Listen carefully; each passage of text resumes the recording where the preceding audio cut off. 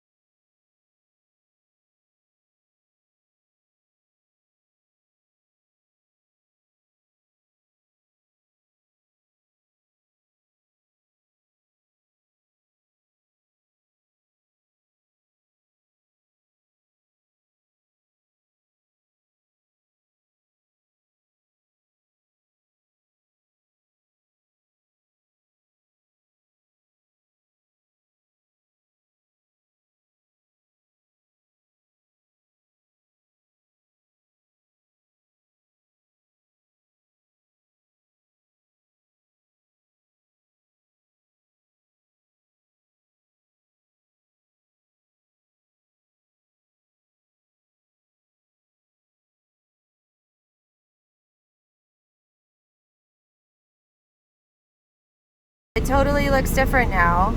It has a different roof, a bunch of stuff going on. It did not have that roof.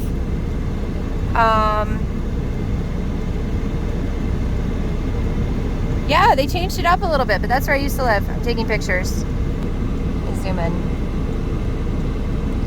So, baby cat, that's where we lived.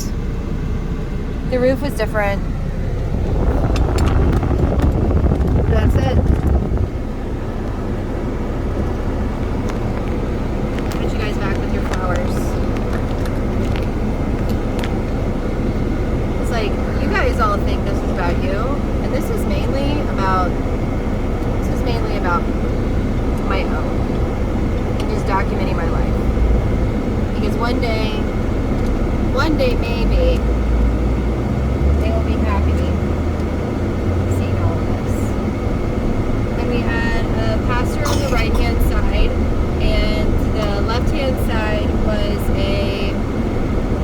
was like a house going through foreclosure, and it was empty, and I would have been really scared if it would have been just me and my O, but I had Zena to protect us, and she was awesome. But then she passed away in that house. And Bruce and I were at work in Gaucher, and we found out from Justin together. I found out, and then I was leaving very upset, and Bruce followed me over there, and he was the one that picked her up and put her in his Jimmy, and then we went in his Jimmy. We had a necropsy done, and it was very painful for both of us because, you know, whether we choose to admit it or not, she was like a furry child for both of us. She wasn't a furry child for ex number one, but she was a child for Bruce. She was a furry child for me. And she was a protector for me. And I don't think Bruce realized that, but like, she made me feel so strong and safe and secure because she was one of my obstacles to overcome, because like ex-husband number one, his buddies, they got some Doberman puppies, and like him being who he is, he wanted to be a little fellow leader person. He was like, I'm gonna get a Doberman puppy, and I was like, we have cats. He's like, I don't care. They're like $850. I'm gonna get one, or whatever they were. I feel like $850 is the right number for that. And so he dragged me out there, and I was like, look, like this is the dog that I got attacked by, and like I'm terrified of these dogs, and I can't do this. And like the black dog, the black Doberman, the dad came out, and I was petrified. I feel like I was 5 years old again.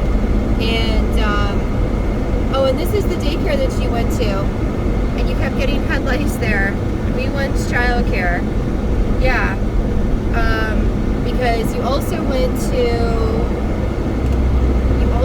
this one up here, this KinderCare thing, but it was too expensive for mommy, and you didn't seem to like it very much, and it seemed really old and yucky. Anyways, back to the story of Tina. So the red Doberman came out, which was a female, and I guess because of her demeanor and everything else, she was just really, really sweet and nice. And I helped some people with the transmission on this road over here too, just as like random information. But anyways, she was super sweet and nice, and she was calm, and she wasn't scary. And so I said, are you absolutely going to get one of these dogs, these puppies, even though I'm scared of them? And he's like, absolutely. And I was like, okay, well, if we're going to get one, let's get a female red, because they're more rare, and that was the key word for him. And so like more rare, and so that's how Xena happened. And Xena was the one that was just like chilling as a little ball of fluff, and she was the biggest one, but then she was also like, she was just like so asleep and just didn't care. She was like, whatever, I'm here, leave me alone.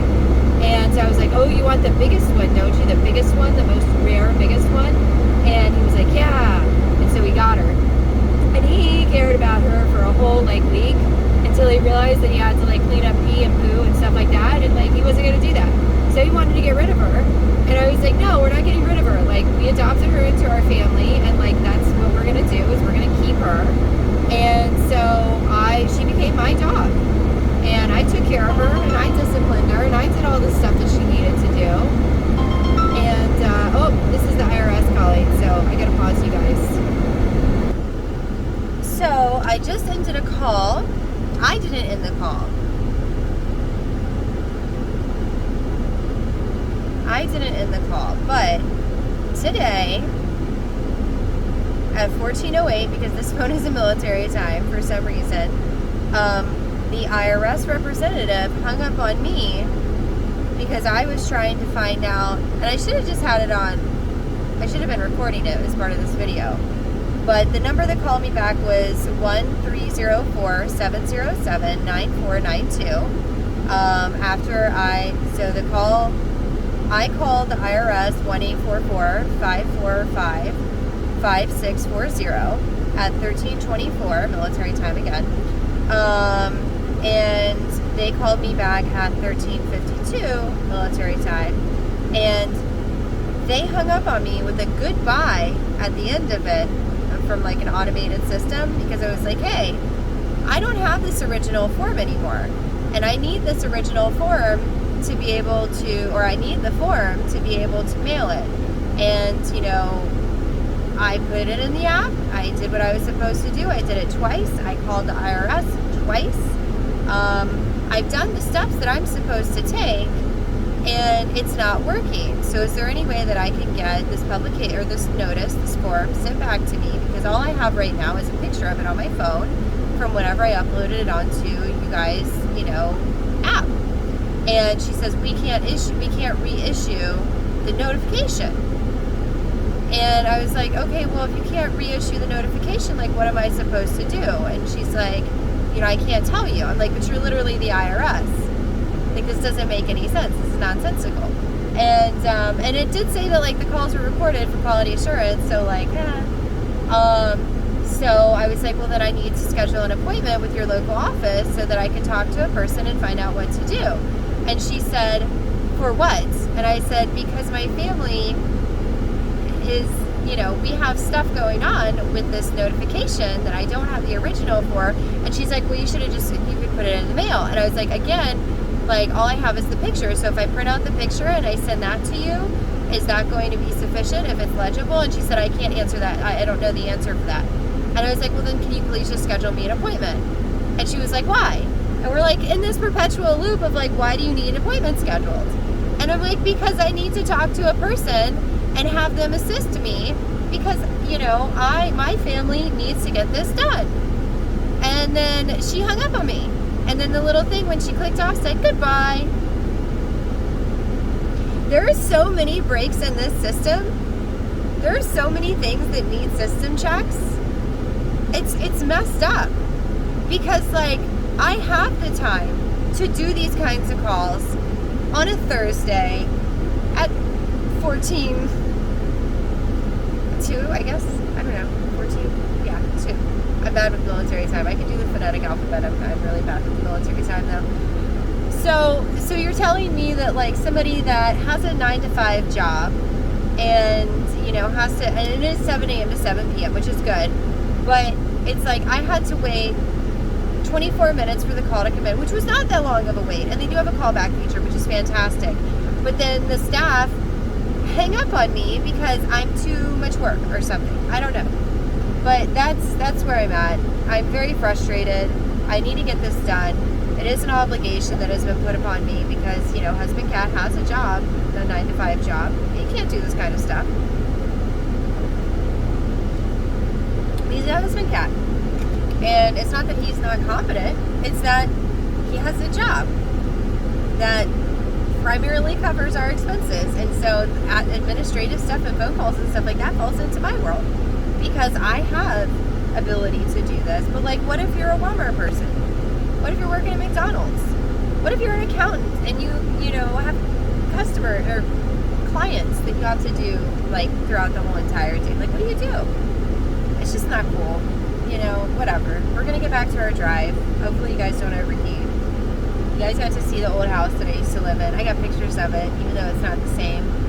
And we did the Brumbaugh house and the little Katrina cottage thing. Like that.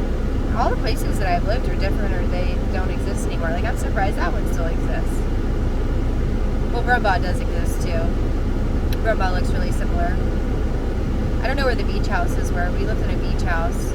It's not as amazing and fantastic as it sounds because, like, it was literally just a cheaper place that they could find that, you know, was out in the middle of nowhere. Which, I mean, still, you know. And that's the thing is, like, all those kind of places are going away. Places that, like, the normal people that don't want to have, like, 10 families stuck in one place, it's all messed up. IRS can't help you whenever they owe you money. And you can't find quality, cheap housing. And, you know, what are we going to do with this situation? I know a lot of things that we could do with this situation, but I'm just a dumb girl. So I'm just going to keep doing my crazy cat stuff. And I guess we're going back to the hotel because I really had some potty. And I have an email that I have to write out to an attorney's office. It totally did not good stuff, and we're going to see how that goes. And if that doesn't go well, then they'll get blasted on my channel because, like, you know, just trying to make everybody grumpy with me. I'm tired of people bullying other people, and I'm included in that. So I'm pretty sure you've had some people bully you too, whoever you are, whether you're an O or you're just a person that happened upon my channel and you're like, oh, I like these pretty videos.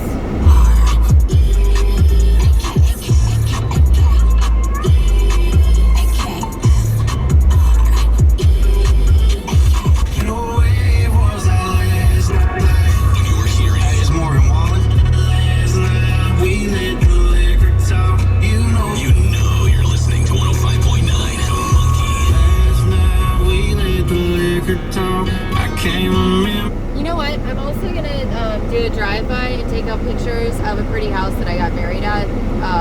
The second marriage, just so you guys can see that. Because it's still a pretty house, and I still have other positive memories from it.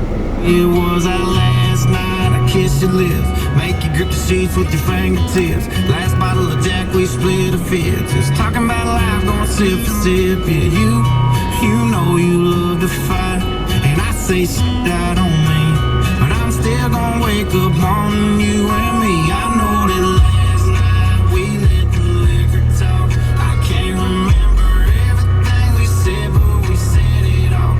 You told me that you wish I was somebody you never met, but baby, something's telling me this ain't over yet.